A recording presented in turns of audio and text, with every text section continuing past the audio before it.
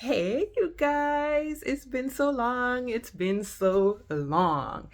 You know, life had me wrapped up, so I couldn't really get on here. And then I used to use the excuse of not washing my ass or combing my hair to get on here. But today I washed my ass, I washed my hair, I didn't comb it, and I brushed my teeth. So I can get on here and run my mouth today. All right, let's get to it. Why am I on here? I am on here to address a post that I made some time back about protein consumption and hormone imbalances, right? And I made this post on Facebook. And the gist of the post, I haven't looked at it for purposes of the video, right? I should have gone and reviewed what I ran my mouth and said. So I'm just going off of memory. Please don't shoot me if I quote myself incorrectly. All right. So if I remember correctly, I think I was saying something along the lines of, hey, a lot of people or a lot of women over 40 are being told that they should consume more protein in order to assist them with their hormone imbalances, right? And not just protein, they're being told to consume more fats too. So more fat, more protein. And usually this goes along the diet profile of keto and paleo, somewhere around there, right? Or low carb. These are all like low iterations of low carb diets, right? But they're always centered around protein and fats. And it's a bit linear in thinking, and it comes from somewhere. So let me backtrack and tell you where it comes from. All right, so why are they telling you that you need more protein and you need more fats? Well, because your hormones are fat. Like there, you need the amino acids and you need the fat to make the proteins. You also need minerals too, but we're gonna talk about that later. They don't talk about the minerals. I'm gonna talk about the minerals. We'll do that later, but you need minerals. Okay, so you need those building blocks, right? Amino acids, and you need fats to make your hormones. Now, amino acids are the building blocks for proteins, okay? So they're using amino acids and proteins interchangeably, just so you understand where that's coming from. All right, so you need those building blocks to build your hormones. As you age, you really absorb. Okay, in this society, as you get older, you absorb less protein, you utilize less protein, right? You have an issue absorbing protein in your diet as you age in this society, in this 3D matrix as is. Okay, so you absorb less protein, and not only that, you have hormone issues, so you tend to lose muscle mass as well, right? So you lose muscle mass, you're not absorbing as much protein, you're putting on weight in places that you don't want the weight to go on because, again, you have hormone issues, and apparently you have hormone issues because you're not getting enough protein or you're not getting the amino acids to build the protein, right? So the solution that's given by everyone, even the alternative medical practitioners, right? The naturopaths, the chiropractors, the functional medicine practitioners, they're all telling you that you need to do more resistance training, right? And you need to consume more proteins. And I am saying, pause. Pause. All right. They're telling you to do this because they're seeing the problem as lack of protein, right? And I'm saying that the lack of protein is not the root of the problem. The lack of protein is symptomatic. It's like an end result issue, okay? You still have to backtrack even beyond that to get to the real root of the problem of your hormone imbalances. Okay, so what am I saying? Let's backtrack a little bit. In this society, the way we eat, I'm in the US, okay? So I'm talking mainly for Western type societies because I grew up in the Caribbean, and it's a meat and starch based society in the Caribbean, meat and starches, okay? Very little vegetables. Don't shoot me, but it's true, and you people know it. You Caribbean, island people, y'all know it. Anyhow, moving on. All right. In America, it's a very heavy protein, fat centered diet. People get most of their calories is coming from fat and it's coming from protein. All right, the amount of calories that's in 1 teaspoon of oil, okay, you're talking about 120 to 150 calories in, not a teaspoon, I'm sorry, in a tablespoon of oil. Most of y'all are not using a tablespoon of oil to fry your foods. So a potato that is only 110 calories, you deep fry it, you now turn that potato into 450 calories. I'm not exaggerating. Look these nutritional facts up. They're out there. You can look it up for yourself. All right. So we are getting most of our calories, if you eat a typical standard diet in America, through fat and protein. All right. So you were already eating tons of protein. You're already eating tons of fat. Yet you're telling me that fat and protein, now I'm fat and protein deficient, like to the point where my hormones are imbalanced and I need to eat more on top of that. This sounds ludicrous to me. Why am I why am I protein deficient? Why am I losing muscle mass, as I age? All right. Why am I absorbing less and utilizing less protein? What is the reason for this? Are you telling me it's normal to degenerate in this way? You're telling me that, but I'm telling you that's not normal. I'm telling you it is not normal to degenerate in this way. All right? You don't have to accept that for yourself. Hear me out. The reason you have issues with protein now versus back then is because, for one, your misunderstanding of protein. Okay? Realize I didn't tell you you don't need amino acids. You need amino acids. You don't need protein. Okay, let me repeat that. I am not using amino acids and protein interchangeably. Okay, what I am saying is you went all your life eating all that protein and all that fat, and now you can't digest it. That's because you were digesting protein to begin with. Protein is a very digestive heavy, it's a very acidic type of molecule to try for your body to try to break down, especially in the way in which we eat it in the Western society. Okay, a lot of you are eating meat for your proteins. It's very hard to digest protein. Not only that, a lot of you are combining it with things like starches, rice, potatoes. Your body can only digest one thing at a time. Okay, protein, in the way that you are consuming it, which is, let's back it up just a little bit, right? Protein is really amino acids.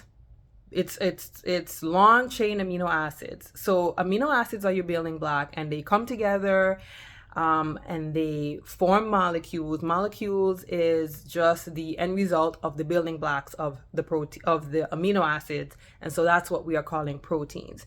You're getting this when you eat the meat. That's protein. The animal's cells constructed the amino acids in a very particular way for its DNA to make the muscle fibers, right, for its body. And so you're eating protein, right? The muscle fibers are protein. They're the end result building block of the amino acid. You eat that, and so when you eat that, you're eating an enzymatically dead product. Okay, let's start with that.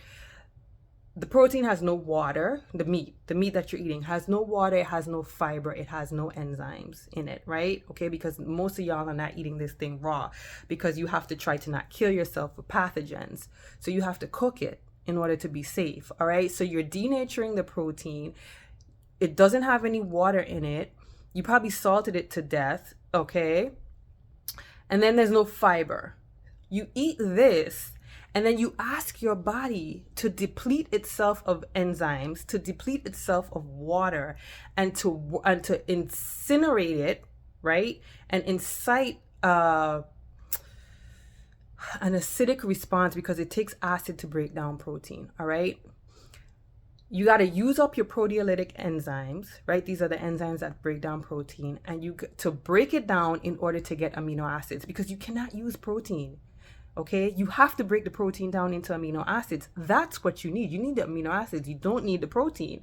But what you're doing is you're taking in the protein and you're asking your body to break it down so that you can absorb amino acids to utilize it in a way that is that your body needs it. Okay, so your body doesn't need the protein, your body needs the amino acids.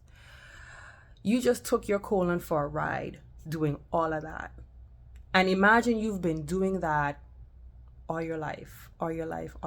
After a while, you wear your digestive system down because you are using your colon to digest your food rather than to absorb your food. Okay, you're not eating enzymatically rich foods. Okay, you're not eating water rich foods. All right, so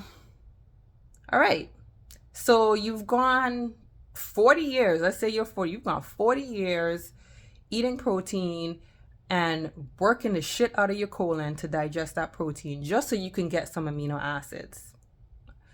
After a while, you're tired. Your digestive system is tired. So now it doesn't break the protein down as well as it did before. It's tired.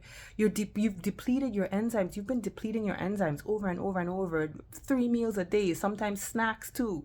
All right, so you're worn. Your digestive system is worn out. So now you can't digest the protein as you used to anymore, and you're not gonna get the amino acids, and you're not gonna be able to utilize them to make your hormones. And then it's just, to me, it's ludicrous. On top of that worn out colon, you're telling me to eat more protein that I'm telling you is hard. It's hard on your system. I mean, goddamn, do you not see the result of the experiment? You just spent 40 years eating it and it wore your system out. Okay, but now you're telling me to eat more of it? This don't make no sense. What I'm saying to you is you need amino acids. Where are you going to get the amino acids? You get amino acids from plants. You get the amino acids, and the best place to get amino acids, right? I know this is going to offend some fruitarians, right? Because fruits have amino acids in them. I'm not saying fruits do have amino acids in them. But the densest place to get your amino acids is going to be through the young, tender leafy greens, sprouts, because they are enzymatically active. Remember, I just told you you've depleted your enzymes. You are supposed to be getting your amino acids from enzymatically active foods, right? So that your colon, your body doesn't have to digest it. It can absorb it. Okay? So that's where I'm saying you're supposed to get your amino acids. You don't need to consume more protein. You need to eat foods that you can absorb, okay? You need to get amino acids. Where are you going to get the amino acids? You're not going to get them from the meat. What you're going to get from meat is protein that you have to process. Stop processing your food. Start absorbing your food. So absorb your amino acids through the young, tender leafy greens, through the sprouts, and through the microgreens. And then second after that, you're going to get them from your fruits, your juicy fruits, okay? Because you need water with that, all right? And you need enzymes with that. Any other way, you are escalating the problem, all right? You're escalating the problem. You have to eat more and more and more, okay? And guess what? If you're eating too much protein, that's a burden to your liver. It's a burden to your kidneys. These are known facts within the nutrition science community. I'm not even going to say the nutritional community, because you have nutrition science and then you have dietary science. And dietary science is a political thing. They argue back and forth based on philosophy and what they think, when the hard facts are there. Meat is hard to digest. It is a well-known fact. Nobody argues this fact in science. We only argue it in nutritional in dietary science, but not in nutritional science. It's hard to digest meat. You do not need more meat. What you need is amino acids. Also, what you need are the right fats, not the fats from animal. Okay, that's saturated fat. You need your fats in this order: omega 3s to 6 to 9. That's not the order that's not how you're going to get it from your animals. From your animals, you're going to get those saturated fats, which is going to increase insulin resistance, which is another reason why you're putting on the weight. You can't figure out when you have insulin resistance, you increase insulin in the blood. You're telling the body to put on weight. I mean, insulin is a hormone, just so you guys know. All right. So that's number one. Number two, so you got to get your amino acids in there, but you got to get them amino acids, not protein. Okay, not protein. That's not what you're wanting. You want amino acids that you can utilize and that you can absorb. Behind that, you need the proper fats. You need the omega-3s to 6 to 9. Usually they say 2 to 1. I say 4 to 1. When I've read research and studies, I've seen that 4 to 1 is really the optimal way to do it. So 4 to 1 is where I would go with this. 9 is the very last one you would get. Where are you going to get your omega-3s? You're going to get them through your nuts. And you're also going to get protein, amino acids in nuts too, right? So walnuts are very rich in omega-3s. Flax, chia seeds, these are rich in omega-3s, okay? And they also have nice iron that you need, all that good stuff. What's the last thing that you're going to need to help with your hormones? You need minerals. For goodness sake, nobody talks about minerals. I don't understand why, but you need the minerals, okay? Where are you going to get your minerals? You get your minerals through the plants. Why am I saying to get your minerals through the plants? Because your body, when you get the minerals through the plants, right? The plants have the minerals in organic form. Okay, what do I mean by organic form? I was eating. Y'all don't make fun of me. What do I mean by organic form? Organic in science, in chemistry, just means carbon-based, okay? I'm not talking about industry organic, right? I'm talking about the scientific term organic. When we say organic in science, we really mean carbon-based chemistry, all right? Your body recognizes minerals from the plants different from rock minerals, which are inorganic, not carbon-based. So you're gonna get your minerals in the very leafy greens that I'm telling you to eat. You're gonna get your minerals. You're gonna get the salts that you need. The salts. We're gonna talk about salts another time. The salts that you need, right? Because I have something that I call mineral salts. I get a lot of shit for it, but I know what I'm saying when I say mineral salts. It's easy for me to explain that to people. When I say mineral salts, I don't mean the mineral salts that you're thinking of, right? So you're gonna get your let's backtrack. My mind wanders. I could hear the baby calling me. You're going to get amino acids. That's what you need, amino acids, right? You're going to get the fats that you need in the right ratios that you need. And you're going to get the mineralization that you need, the carbon-based mineralization that you need. And you're going to get them way easier from the plants than you are from animals. I'm sorry. Somebody's calling me. Get out of here. I'm talking to my people. All right. If you try to source this from the animal, can you get protein from the animal? I mean, yes, you can, but you will tax your system doing it. And then later on down the line, you're going to buy yourself some time. If you try to eat more fats, like if you try to go very fat heavy and very protein heavy, what you're doing is you're masking. Okay. It's like you have a fried, because if your hormones are imbalanced, your nervous system is not grounded either, okay? Hormones are the messengers to the nervous system, and they regulate neurotransmitters. So they go hand in hand, hormones and your nervous system. It's like this. People like to separate the systems, but they're really not separate, okay?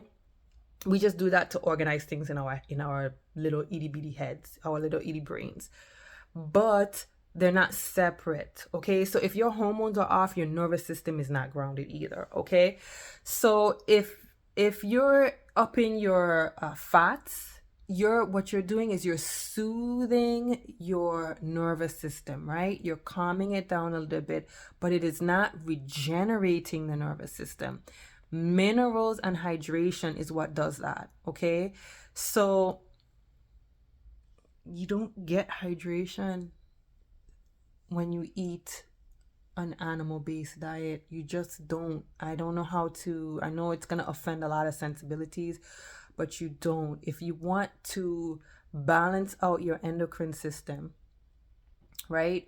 You need the amino acids, you need the fats, and you need the minerals. Minerals are needed to make the hormones. You need minerals to make your estrogen. Okay, you need these minerals. You can't do it without it. All right, your thyroid needs iodine. I don't know how to, I don't know how else to say it. You don't get these things. You can get them. You can. I don't want to lie to you, because you can get them when you eat the animals, but your trade-off is gonna suck, because what you have to do to process out, what your body has to do to process out the animals, to get those things out of the animals, you're robbing Peter to pay Paul. And what happens is, later on down the line, like right now, you see how you're seeing hormone imbalance right now? That's all those years of eating that stuff. That's all those years of firing up your glands, because you got, where do you think enzymes come from? You think they fall from the sky? They don't fall from the sky. You produce them from your glands, okay?